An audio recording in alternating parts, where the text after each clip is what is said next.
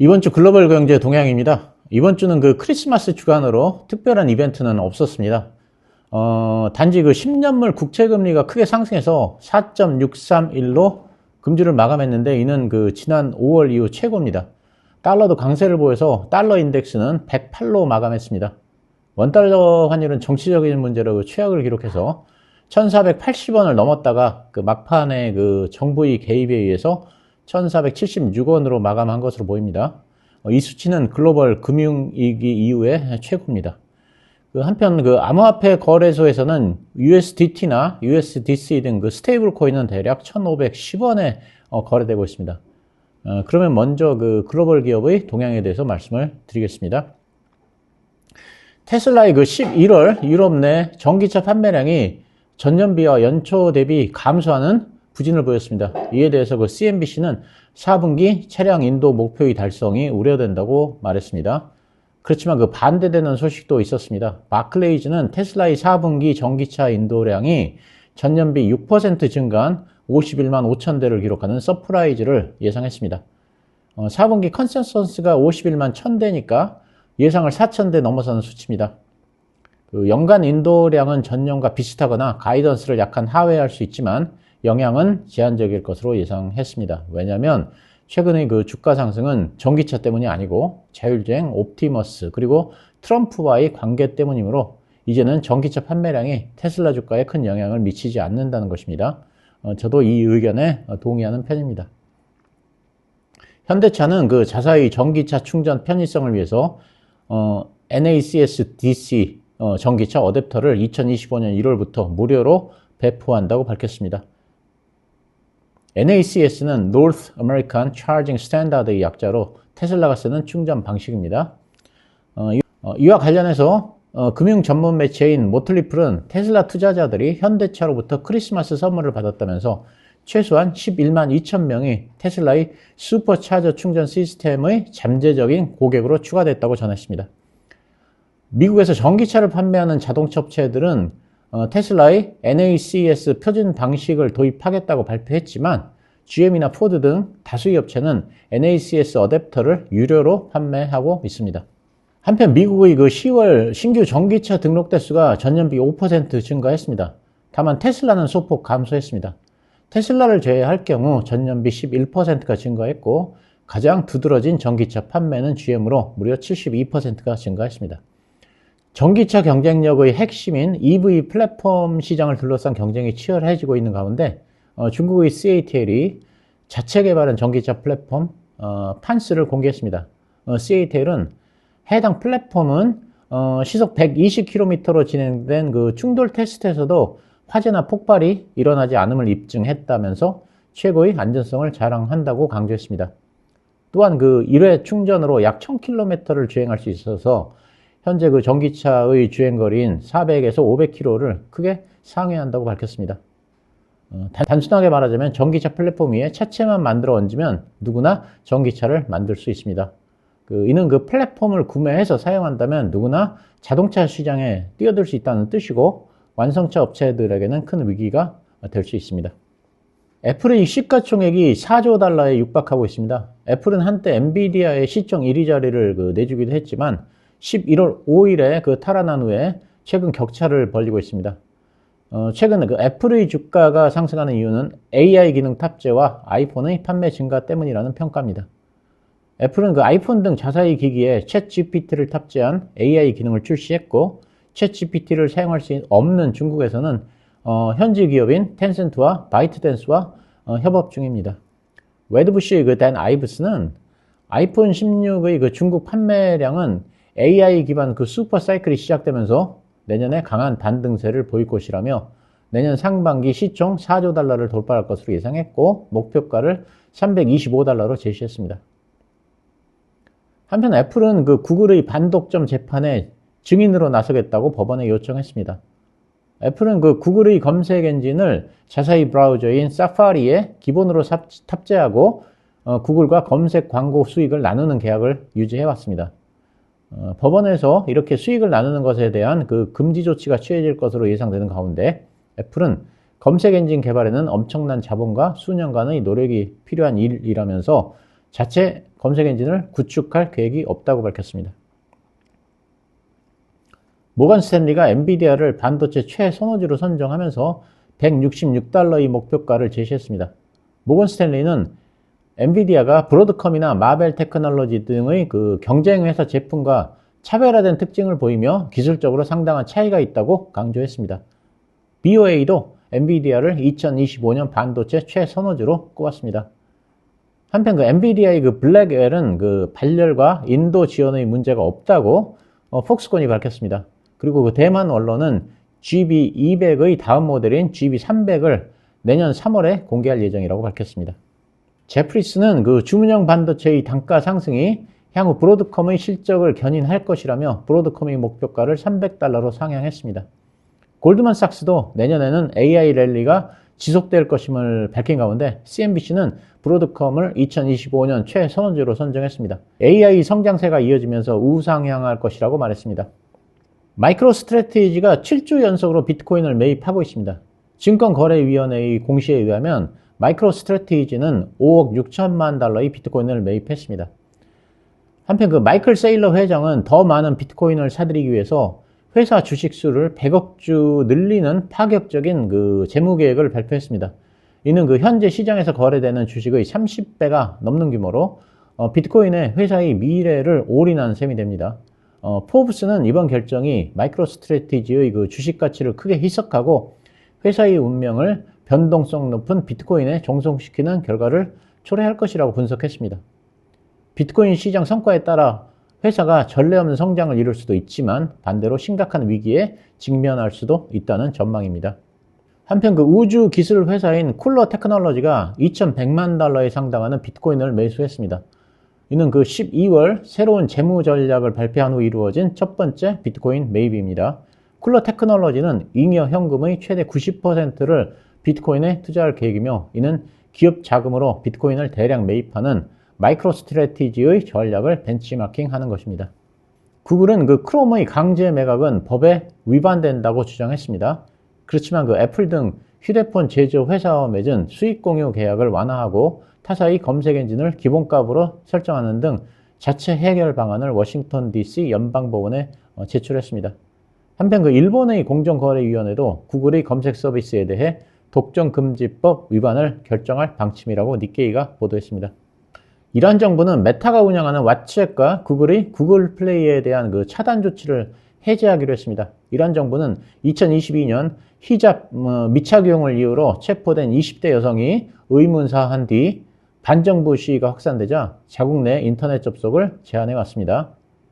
이란은 7월에 그 마수드 페제슈키안 대통령이 취임한 뒤 서방의 경제 제재 완화에 공을 들이고 있습니다.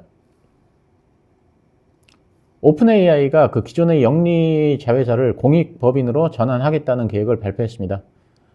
기업 구조 개편의 이유는 투자 유치 때문입니다. 오픈 AI는 그 인간 지능을 뛰어넘는 인공지능 AGI를 개발하기 위해 점점 더 많은 투자를 유치해야 한다는 그 필요성에 따라서 그동안 기업 구조 변경을 모색해 왔습니다.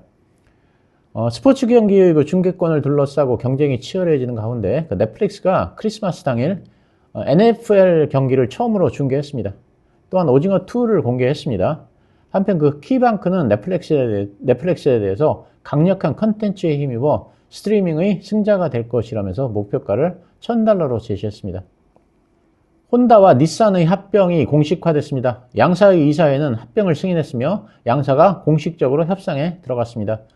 논의는 그 2025년 6월까지 지속될 전망이고 2026년 8월에 지주사를 설립할 예정입니다. 지주사는 증시에 상장할 예정이고 기존의 혼다와 닛산은 상장 폐지되고 자회사로 편입됩니다. 합병은 그 혼다의 주도로 이루어져서 이사회 의장은 혼다에서 선임하고 이사회 역시 혼다 중심으로 구성됩니다. 팔란티어는 드론 제조업체인 안두릴 및 다른 IT 기업 10여 곳과 함께 협력체를 구성합니다. 이는 그 국방 예산을 공략하기 위한 국방사업 참여가 목적입니다. 일본제철은 그 150억 달러 규모의 US 스틸 인수를 추진하고 있는데 미국 내 지역사회를 중심으로 US 스틸 인수안에 대한 상당한 지지가 있다고 일본제철이 주장했습니다. 두 회사는 올해 말까지 거래를 마무리할 계획이었지만 현재까지 철강노조와 정치권의 반대가 해결되지 않아 난항을 겪고 있는 상황입니다. 일본제철은 US 스틸 인수에 대한 마감 기한을 내년 1분기로 연장했다고 발표했지만 트럼프 당선인은 이번 인수에 반대 의사를 밝힌 바가 있습니다. 이렇게 해서 글로벌 기업에 대해 간단하게 정리해봤고, 이번에는 글로벌 경제 관련입니다. 트럼프 당선인이 대통령 취임식에서 WHO 탈퇴를 발표할 계획이라고 파이낸셜 타임즈가 보도했습니다. 미국은 WHO 분담금의 16%를 차지하는 최대 기여국이기 때문에 미국이 WHO에서 탈퇴하는 경우 질병에 대한 전 세계의 대응 능력이 저하될 것을 우려하는 목소리가 많습니다. 또한 미국이 탈퇴하는 경우 중국의 영향력이 더 확대될 수 있습니다. 트럼프 당선인은 EU를 향해서 EU가 미국으로부터 석유와 천연가스를 대량으로 수입해 무역 적자를 줄이지 않으면 EU 수입품에 관세를 매길 것이라고 말했습니다. 트럼프 당선인은 연준의 통화정책에 대한 발언권을 가져야 한다고 말해 통화정책에 개입할 가능성을 시사하는 가운데 연준의 부의장이 해임될 가능성에 대해 법률 자문을 받았습니다. 마이클 바 부의장은 강력한 금융규제를 추진하면서 월가의 반발에 직면한 바 있습니다. 트럼프 측 인사들이 해임 관련 내용을 논의했으며 바 부의장은 이를 심각한 위협으로 받아들였다는 평가입니다. 한편 그 파월 의장이 임기를 채우더라도 트럼프 당선인이 부의장의 은행 감독 관련 권한을 박탈하는 식으로 연준의 독립성을 흔들 것이라는 관측도 있습니다. 한편 미국의 그 대형은행과 금융단체들이 스트레스 테스트에 대한 그 투명성 부족과 의견 수렴 미비를 이유로 연준과 소송에 나섰습니다. 스트레스 테스트는 2008년 리먼 사태 이후 도입된 제도인데 금융위기와 같은 극단적인 경기 침체가 왔을 때 은행이 대처할 수 있는 능력을 확인하는 데 목적을 두고 있습니다. 은행들은 매년 제기되는 가상 시나리오가 예측 불가능한 데다 일방적으로 제공돼 대응이 어렵다는 입장입니다. 미국의 그 12월 컨퍼런스 보드 소비자 신뢰 지수가 104.7을 기록해서 지난달 대비 8.1포인트가 급락했는데 이는 3개월 내에 최저입니다. 대선 직후 개선세를 보였던 소비자 심리가 연말에 진입하면서 급속히 둔화된 것으로 보입니다. 컨퍼런스 보드는 소비자들의 현재 상황과 기대감이 소비자 신뢰 지수 하락에 기여했다면서 소비자들의 미래에 대한 전망이 약화됐다고 설명했습니다. 12월 기대지수는 전월 대비 12.6포인트 급락한 81.1을 기록해서 침체 기준선인 80을 겨우 지켰습니다. 기대지수가 80을 밑돌 경우 1년 안에 침체가 올 수 있다는 의미로 풀이됩니다. 미국의 그 11월 신규주택 판매가 66만 4천 건을 기록했습니다. 이는 예상치를 하회하는 수치이지만 지난달 대비로는 5.9%가 증가한 수치입니다. 그동안 허리케인의 여파로 급락했던 수치를 회복한 것이기도 하고 특히 남부 지역이 14%가 회복했고 중서부 지역의 신규주택 판매는 2021년 이후 가장 빠른 회복세를 보이고 있습니다. 블룸버그는 최근 건설업체들이 고객이 지불해야 하는 비용을 대신 내면서 주택가격을 인하해서 판매량을 늘리고 있다면서 트럼프 정부가 들어서면 개발 규제가 완화될 것이라는 기대감이 있다고 말했습니다. 그렇지만 그 모기지 금리가 다시 반등하면서 7%에 근접했고 연준이 내년 금리 인하 조절을 시사하면서 주택시장이 다시 침체할 수 있다는 우려가 있습니다. 미국이 그 중국산 레거시 반도체에 대한 불공정 무역행위 조사에 착수했습니다. 이는 중국산 반도체에 대한 추가 관세의 부과를 위한 움직임이라는 그런 분석입니다. 트럼프 당선인이 예고한 관세 인상에 대비하고 경기 둔화에 대응하기 위해서 중국 당국이 2025년에 사상 최대인 3조 위안, 약 600조 원의 특별 국채를 발행합니다. 2024년에 발행한 초장기 특별 국채는 1조 위안이기 때문에 내년에는 3배입니다. 중국은 이번 그 특별 국채 발행으로 조달한 금액을 보조금 프로그램과 기업의 장비 업그레이드, 혁신 주도 첨단 산업 부문 투자 자금 지원 등에 사용할 방침이고 이를 통해서 내수를 활성화하겠다는 의도입니다. 한편 그 중국 인민은행이 1년 만기 MLF 금리를 2.0%로 동결했습니다. 3개월 연속 동결이고 예상에 부합한 조치입니다. 앞서 인민은행은 MLF 금리를 7월에 0.2%, 9월에 0.3% 인하한 바 있습니다. MLF는 그 7일물 영레포와 함께 인민은행이 시중 유동성을 조절하는 정책 수단입니다. 인민은행은 MLF를 통해 사실상 기준금리 역할을 하는 대출 우대금리 LPR을 조정합니다. 세계은행은 26일 발표한 중국 경제 업데이트 보고서에서 올해 중국의 경제 성장률 전망치를 지난 6월 4.8%에서 4.9%로 상향 조정하고 2025년 전망치는 4.5%로 제시했습니다. 그렇지만 금년 2분기 이후 중국 경제는 내수 부진과 부동산 침체 등으로 인해 둔화했으며 구조 개혁을 통해 경제 성장을 다시 진작시켜야 한다고 제안했습니다. 그러면서 유동성을 늘려 국내 소비 수요를 진작하는 것이 특히 중요하다고 말했습니다. 미국 노동부에 의하면 지난주 신규 실업수당 청구 건수는 직전주 대비 1000건이 축소된 21만 9천 건을 기록했습니다. 예상치인 22만 3천 건 대비 4천 건을 하회했습니다. 이는 그 한 달 만의 최저인데 마켓워치는 추수감사절과 크리스마스 등 연휴가 시작되는 동안 정부의 고용 통계가 평소보다 정확하지 않은 점을 지적했습니다. 계속 실업수당 청구 건수는 191만 건으로 집계됐습니다. 직전주 대비 4만 6천 건을 상회했고 예상치는 188만 건을 11,000건 상회했습니다. 이는 3년 내 최고 수준이고 최근 일자리를 잃은 근로자들이 새로운 일자리를 찾는데 더 많은 시간이 걸리고 있다는 신호로 해석됩니다.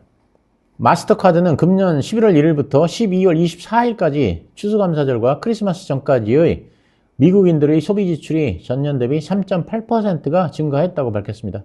연휴 기간 동안 소비자들은 할인 정책에 민감했고 업체들은 소비자들의 요구에 부응하기 위해서 적극적으로 대응했다고 평가했습니다. 특히 그 의류 소비가 3.6% 증가했고 온라인은 6.7%가 증가했습니다. 이는 그 미국의 소비가 견조함을 보여주는 신호입니다.